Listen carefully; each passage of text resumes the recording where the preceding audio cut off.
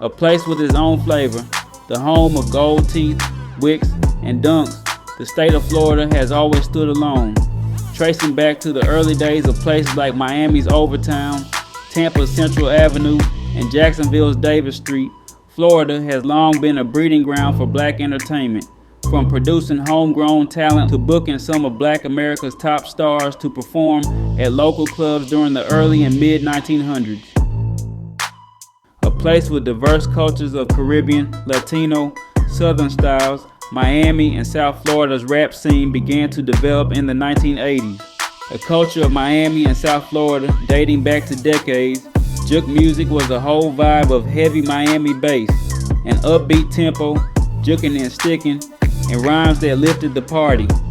In the early days, DJs and artists like Luke and the 2 Live Crew, Poison Clan, DJ Chipman, and DJ Uncle Al were some of the first to bring the people these styles on a major level.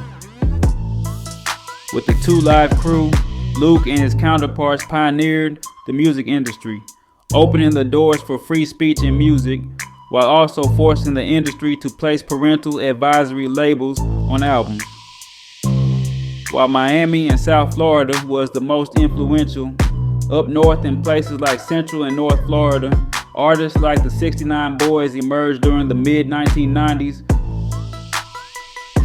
By the end of the 1990s and into the 2000s, a new era of Florida's rap scene appeared. This began with the likes of Trick Daddy, who kept the authentic Miami sound, but with a raw and uncut street edge. With Trick Daddy and female rappers like Trina, Kia, and Jackie O putting on for the state during the 2000s, eventually other artists would rise. Rick Ross with the 2006 release of Port of Miami, Plies with the 2007 release of The Real Testament, as well underground artists like Granddaddy South and Blood Raw. While rappers were shining, there were also singers in the spotlight like T-Pain, Sean Kingston, and Seven Streeter. This whole era was led by rappers, producers like Kool and Dre and The Runners, and labels like Po' Boy and Slip and Slide. As the era ended, the 2010s brought a new batch of rappers. By the late 2010s and by the beginning of the 2020s, from every major city to every small town had a lineup of rap artists.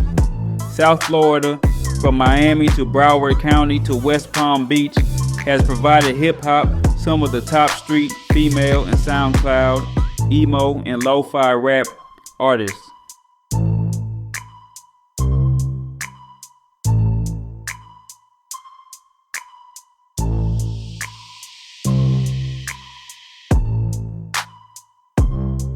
In Duval County, the controversy of Jacksonville's rap scene was led by several rappers.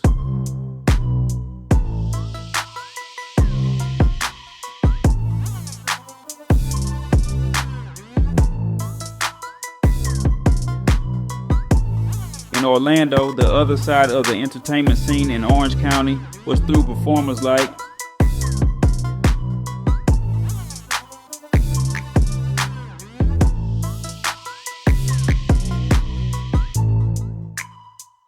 Tampa Bay, within the places of Tampa and St. Pete, as well surrounding areas, brought big names and rising stars to the rap game.